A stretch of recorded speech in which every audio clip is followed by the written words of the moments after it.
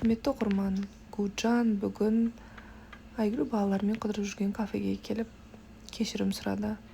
Бірақ Айгүл кешірімнен бас тартты. Екеуінде арасында не болғанын білмейміз, бірақ алдағы уақытта білетін боламыз. Қалайсыңдар? В общем, достар, мен мынандай бір жерге келдім. Бір демалайын дедім. Өйткені бүгін кішкене бір стресс алып қалдым. Бүгін Айгүлге бардым. Бір сөйлесіп ақылдасайын десем, балаларым отыр екен. Сосын бір әңгіме айтамыз ба деген кішкене гүл беріп, бір көңілін тауып, хотя бы бір дос болып қалу керек еді деп ойладым енді. Сөйтсем тәтем кішкене ашулы болып тұр. Хотя негізі бір причина болған ғой екеуміз айырылысып кеткенге. Сөйтіп көңілін табайын дедім, кішкене өзінше болып гүлімді қайтадан өзіме ұстап. Негізі мен айтқам операторыма ар жақты түсіріп алшы, қазір достасып кетеміз ау деген үмітпен сырттан түсіріп алдық. Үстіндегі видеоны көрген шығарсыздар телеграмда. И ондай болмады, короче. Сонымен тәкаппарланды енді тәтеміз. Жарайды енді. Едеміз. Всем привет, қалдарыңыз қалай? Қыздар қайтты Қарағандыға. И қазір өзім үйдемін, и бір күн бір демалайыншы деген сияқты болдым да, и полностью телефоннан демалдым деп айтсам да болады. Сонымен енді қазір мен түрім бір түрлі болып тұрған шығар, себебі өзім үшін совсем бір түрлі болып тұрмын, потому что мен түнде енді кірпігім қатты ауыртып, кірпіктерімді алдырып тастаған болатынмын, и содан кейін енді кішкене түрім, оказывается, кірпіктің арқасында адам болып жүр екенмін ғой деп ойлап қалдым шамалы басында. Одан кейін бірақ қазір енді көзім үйренді. Вот, осылай кірпіксіз мен түрім осындай деп сіздерге бір көрсетіп шығып қояйын деген түрім ғой. Атақ қыз балалары деген негізі андаймыз ғой, өте қуымыз ғой жалпы. Ерніміз кішкентай болса, ернімізді сетіп аламыз, көзімізге кірпік таққызып үлкен қылып аламыз, қасымызды көтеріп аламыз, жағып аламыз деген сияқты. Сол күндеріңізге сәттілік, мына түрді дұрыстау керек болып тұр енді. Ернім жарылып кеткен, әлбет қолым жуған жоқ, енді оянып жатырмын. Қараңыздар, қайта қанап жатыр ернім прям. Кеше бот әкеміз мегаға барып келдік. Ойламаған жерден 300 мыңнан аса ақша құрып тастағанмын. Білем, бір жаққа шығамыз екеміз. Кемінде 200-300 мың теңге құртпай. Эффекті мен бұл SPF-ка. Бірақ онша қолданып жүрген жоқпын. Сыворотка Лаудер менде. Ең қатты жақсы көретін ол парфюм. Мен бұрға аурумын парфюм десе, мен ала берем, тоқтай алмаймын өзімді. База менде Клиник оригинал. Подделка мен қолданбаймын. Парфюмдарыма обзор жасайын. Прада. Аттар мынаны туған күніне алғам. Ұнамай қалды, бағасы 100 мың теңге тұрады скидкамен. Иісі ужасно, просто ужасно. Burberry. Тиффани барымда. Тоже жақсы екен, барлығы парфюм. Египеттен алған маслом. Тоже жақсы екен, прям иісі әдемі. Страдиварустан алғам. Вообще легкий парфюмдар ғой. Страдиварустікі. Тоналка менде қандай? Герлен. Бірақ маған мынау тоналка ұнады. Мынау всего лишь 10 мың теңге тұрады. Киванадан алғам. Ал мынаны Герленді қанша қалғанымды білмеймін. Шашқа себетін барлығы Оллин себет, мен мынандай себем. Бұны маған шашқа жаңағы Диля деген қыз бар ғой, шашымды бояйтын. Сол қыз подарок етті. Прям керемет, мынаның иісі де, составы да, прям сөзім жоқ. Мынау тинт бота маған Таиландтан алып келді. А мен еще кеше просто космический парфюмдар алдым. Кстати, еще шашқа себетін парфюм бар отдельно. Ян жақта тағы бір парфюмдарым бар, ол бөлек сумкада қалып кетті. Кеше мен ғашық болып жүріп, Ганимед алдым өзіме. Парфюм 125 мың, ешқашан скидкаға түспеген екен.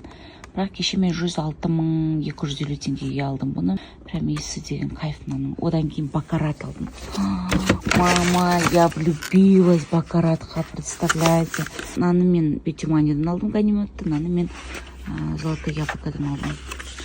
Мынаның бағасы 190 мың ба, сондай 180 ба. Қанша қалдым мен? 101 бәлем қалдым, в общем. Короче, үй шашылып жатыр, не обращайте внимания, мен енді оянып жатырмын.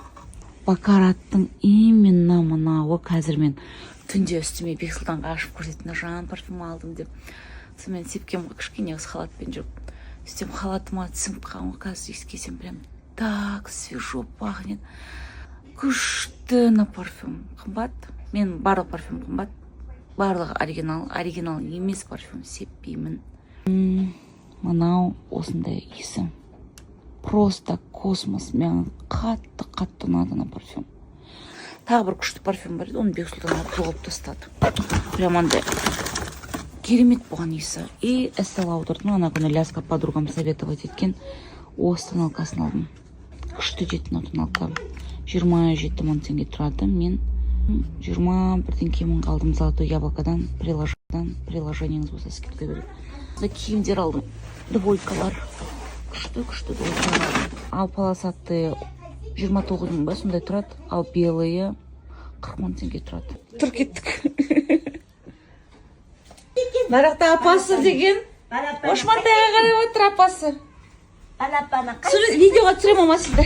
Бір қарап қойыңыз, амандасып қойыңыз менің оқырмандарыммен. Сәлеметсіздер. Міне немересіне қарап, көмектесіп маған мамам. Келіп қалған жай бар осылай. Бепені, күшігі, мыцығы. Итай, балапаны. Завтракқа менде каша. Мына жерде жареные хрустящие баклажаны. Қазір рукколамен дайындаймын оны, қазір крахмалмен. Потом осындай сладкий, кисло-сладкий соус қосам. Сэндвич дайындап жатырмын. Тостерда. Потом не жасаймын. Ой, в общем, миым қатып кетті. Шай. Так, баклажаным пісті. Бота маған такси уже. Сөйтіп екеуміз ерте шығып алыппыз бар ғой. Бүгін бір рекламодательмен кездесу керек болғанбыз ғой. Сонымен не істейміз деп шопинг жасағаннан кейін шығып тамақтанайық деп бара жатырмыз. Мен көп тамақ жемейін деп тұрмын, өйткені кешке тағы да встречам бар. Бота еще бешбармақ жеуге барайын деп жатыр. Подругасы келіпті Ақтаудан. Бабамыз келіп жатыр жан-жақтан. Себіретін болдық қой. Сол семіріп кетпейік деп слимбойымды алып алдым. Бота звондап тұр ғой, слимбойыңды ала шықшы деп. Сонымен екеуміз қазір тамақтанып отырып еще шайымызды ішіп алып. Сонымен кешке ұялмай бешбармақ жейсің. Мен ұялмай тамағымды жейін деп тұрмын. Бұл бүгін өз подругасына, мен өз подругама сөйтіп кетейік деп жатырмық. Бірдеңе айтайықшы. Халық күтіп жатқан шығар біздің бір сенсационный жаңалығымызды. Сенің жігітің не болды? Жарымдығым. Жігіті мен ұрысып қалыпты әкасы кішкене. Сәл-пәл ренжісі қалыпты. Мен өзім теңден тапқан жоқпын. Маған қол жете алмай жатыр. Қолынан бұрын ақша Етіп күйеуіммен бірге киноға шығып бара жатырмыз. Алдында Ерасылмен бірге барғанбыз, енді осы жолы өзіміз ғана барайықшы деп жатырмыз. Бір ситуацияларды естіп қаламын да, иногда просто үндемей өте алмаймын да мен. Кейбір мамалар, мысалы да, енді не хочу говорить по именам енді. Балаларын қызғанады да. Мысалы, әйелін қыдыртып жүрсе, неге әйеліңді ғана қыдыртасың, неге мені де қыдыртпайсың, или там басқалай деген сияқты, неге әйеліңе әперіп жатырсың, неге маған әпермей жатырсың деген сияқты сондай қызғаныштар болатын. Мен сондай мамаларды түсінбеймін бар ғой. Өздерін балаларының әйелдерінің орнына қоя ма, или білмеймін мен қалай оны түсіндіруге болады, білмеймін, сондай мамочкалардан Құдай сақтасын деймін бар ғой.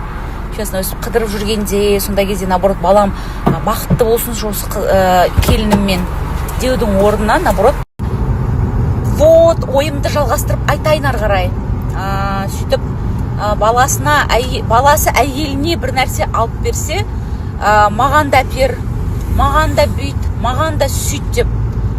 Жаныма өзіңнің байың болса, байың апарып қыдыртсын десем ауыр болып кете ма? Жыным келіп тұр да просто. Өстіп сала салайын ба сторисқа тұр? Мен енді жыным келеді. мен енді сені часто қыдыртамын деп шештім. Да? Өйткені әйел адамды жиі қыдыртатын болсаң, әйел адамға жиі сыйлық беріп тұратын болсаң, еркектің ризық артады екен. Одан кейін сені жиі қыдыртатын деп шештім. Туф, ризығың арта берсінші жүрегім. Қыдырып жүре берейікші құрсын. Вот, Екеуміз бітсін, шетелге қыдырамыз, Құдай қаласа. Иншалла, сол души дұрыс. бұйырса.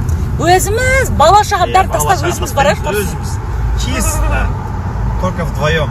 Да.